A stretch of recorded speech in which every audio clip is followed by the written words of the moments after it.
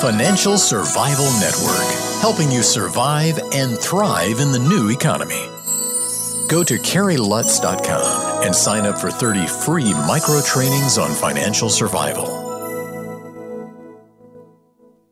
The show is brought to you by Miles Franklin. When it comes to protecting your wealth, you know there's nothing better than gold and silver. And when I want gold and silver, I go to Miles Franklin because they've been around 22 years, and when you buy, they ship. For more information, go to milesfranklin.com or call them at 800-822-8080 and get a free quote.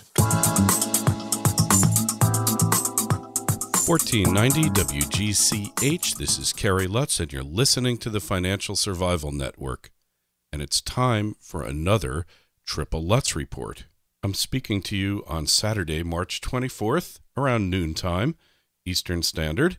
And great news, perhaps. A disclosure came out yesterday that former MF Global CEO John Corzine gave specific instructions to an MF Global employee in Chicago to move $200 million of fiduciary trust client funds to pay off a $175 million overdraft to JP Morgan.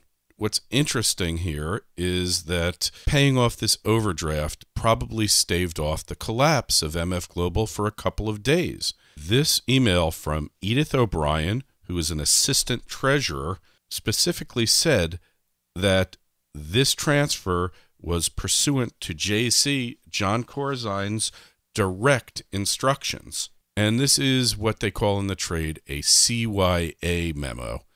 Pretty much, this lady, Edith O'Brien, a lower-ranking employee, knew that this was improper, probably illegal, that it amounted to theft of client funds, and that eventually everything was going to hit the fan, and that there might be a possibility that the high-ranking employees wanted to scapegoat lower-ranking employees.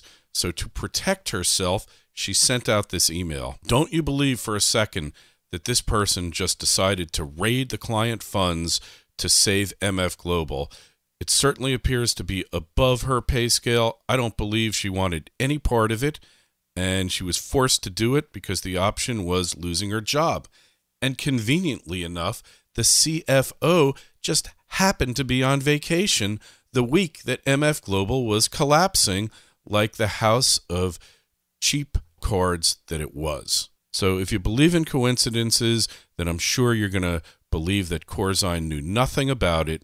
He got up before Congress, said he had no idea where that money went. His defense here, and this is partially a rehash, but actually there's some additional information that's been released. But he pretty much said, I don't know where the money went, and yet he authorized transfer of funds from this account. Now look, you got to believe that in a company that has client funds in some accounts or a number of accounts and company funds in others, that they have a means of readily identifying what account contains what funds. In other words, if it's a client funds account, it's probably got some protections built around it. It's probably got a unique identifier because in the regular course of events, they're not supposed to be paying bounce checks out of client funds. And yet, somehow it happened here, and Corzine can't figure out where the money went. If that's not a case where he's lied to Congress and deserves to be held accountable, then I don't know what is. Little disturbing is the fact that this was announced Friday at 5 p.m., hopefully to get lost in the weekend news spin cycle. But on the other hand, a lot of people are watching this guy. A lot of people are asking questions why he isn't being held accountable, why he isn't being brought to justice.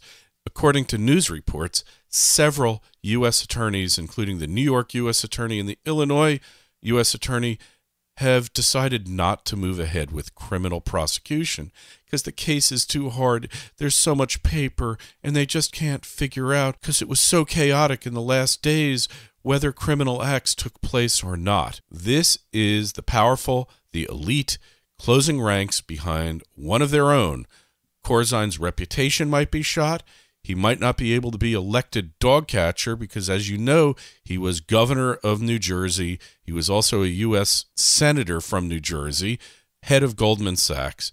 You can't convince me that this guy was so stupid that he had no idea how the company's bills were getting paid, that he had no idea what the financial condition of the company was, and that he had no idea where client funds were, and that the company was basically broke. It just doesn't pass the smell test. Will justice eventually be done? I have my doubts. But the fact that more revelations are coming tells me that somebody out there has it in for him. They want him taken down, and they're not going to stop until he is. Hopefully that person is a person of some power and is able to direct media attention and prosecutorial efforts to take that guy down, because what he did was criminal. He has ruined the lives of tens of thousands of people, while the U.S. account holders who had invested in U.S. securities and commodities have gotten 80% or will eventually get 80% of their money back. People holding European securities have gotten virtually nothing back and probably won't get anything else once the final distribution is made. So responsibility has to be determined here. Simple matter, like I've said before, for it to be done. Call every one of the top management officials of MF Global before a grand jury, depose them under oath, question them, find out, did you know this money was there? Did you know it was being paid out? Did you authorize it? Then call the people who actually transferred the money, people like Edith O'Brien, give them immunity to tell what they were told to do, because trust me, these junior officials did not decide to take $1.6 billion worth of client accounts and use it to pay off MF Global's losing bets to international banksters around the globe. It came from the top. The company was rotten from the head down, and it got its just desserts. Unfortunately, it took a lot of innocent people down with it. And Corzine needs to be made to account. He needs to be brought to justice, and he needs to give a full accounting of exactly what happened to the company, what his role in it was, and why he thought it was okay to use customer funds to pay off company debts.